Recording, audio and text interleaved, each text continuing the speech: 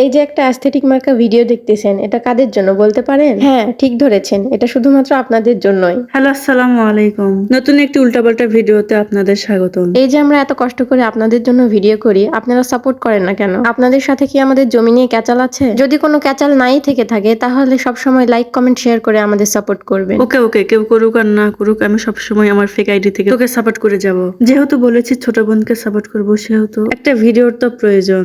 তাই ঘর থেকে বের হয়ে গেলাম ভিডিও করার জন্য। তো হাঁটতে হাঁটতে রাস্তার পাশে কতগুলো তালের আটি দেখতে পেলাম। তো তালের আটি দেখা মাত্র আমাদের এক্সপেরিমেন্টাল ব্রেন জেগে উঠলো। আমাদের অত্যাধুনিক ব্রেন বললো, এই তালের আটি থেকে যে শ্বাসগুলো বের হবে সেটা দিয়ে তাল শ্বাসের মোরব্বা বানিয়ে দেখা। তাই বাড়ি থেকে একটি ছুরি, একটি বাটি, একটি প্লেট নিয়ে বের হয়ে পড়লাম তাল শ্বাস বের করার জন্য। ইয়ে দেখলো 1.5 ফুটকা তালের বিচি, যার ভেতরে আছে তালের সাদা সাদা শ্বাস। দেখুন ছোটদের কত কষ্ট। আমি ছোট বলে আমাকে দিয়ে তালের আটি কাটাচ্ছে, আর সে ভিডিওর ওসিলায় বসে আছে চাঙ্গের উপরে। আরে আমি হলাম পাপা কি পারি, আমি কি এসব কাজ করতে পারি? আজ গ্রামের দেখে পাপা কি পারির কোনো দাম নেই, শহরে থাকলে ঠিকই দাম থাকতো। এই সুন্দর নরম হাত দিয়ে আটি কাটতে গিয়ে তো আমার হাতে ফোসা পড়ে গিয়েছিল। এত কষ্ট করে যে আটিগুলো কাটলাম, কেটে দেখি ভিতরে বিচি নাই। খুঁজতে গেলাম বিচিওয়ালা, আর কেটে দেখি বিচি ছাড়া। এটা কি মানা যায়? ই দেখো হামারা গাঁও কা কমলা সুন্দরী, যে এখন বিচি কাটতে ব্যস্ত।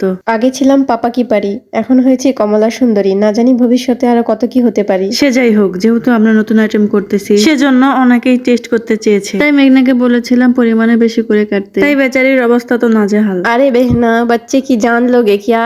আপুর কথাগুলোকে হালকা পাত্তা না দিয়ে আমি আর পারবো না না বলে আটির শ্বাসগুলো তুলতে লাগলাম। সবগুলো তাল শ্বাস উঠানো হয়ে গেলে ডাব গাছের তলায় এসে সবগুলো শ্বাসকে গোসল করিয়ে দিয়েছি। শ্বাসগুলোকে ভালো করে পরিষ্কার করে নেওয়ার পর শুকিয়ে নেওয়ার জন্য সাইডে রেখে দিয়েছি। এখন আমরা চকচকে ঝকঝকে করে রাখা চুলাকে আগুন লাগিয়ে আমাদের মতো কালো কুচকুচে বানিয়ে দিব। লেদিনি আপুরো আবার যত কথা হসে লাও।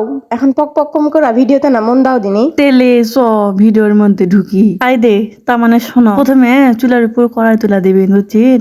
তারপর মিচ্চিনা পানি দিবেন, তারপর শুকনা দুটা পাতা দিবেন যার নাম তেজপাতা, তারপর একটা সাদা ফল দিবেন, না ফেটা দিবেন, মুখ দিয়ে না সিরা দিবেন, তারপর মিক্কা চিনি দিবেন। বেশি দিবা পারেন যদি তোমাকে না বেশি থাকে। যাই হোক, আমাকে না কম ছিল, আমরা না কম করাই দিছি। তারপর না স্বাদের জন্য মিচ্চিনা নুন দিবেন, বেশি দিবা যাবেন না, বেশি দিলে কিন্তু স্বাদ হবে না। আয় দে দেখো, তোমাকে সাথে আমি পকর পকর করেছি, আর একজন কি সুন্দর ঘুমটা দিয়ে রান্না করেছে। কত সংস্কারী মেয়েরে বাবা।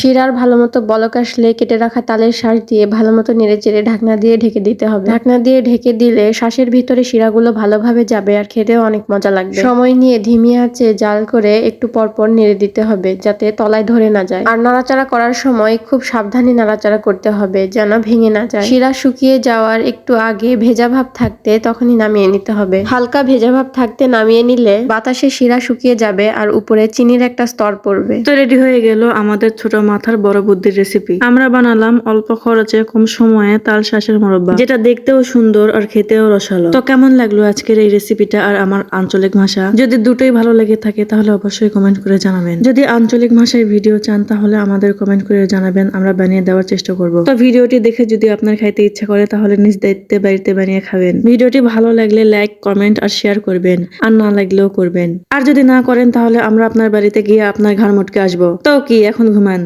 টিং টিং টিং টিং।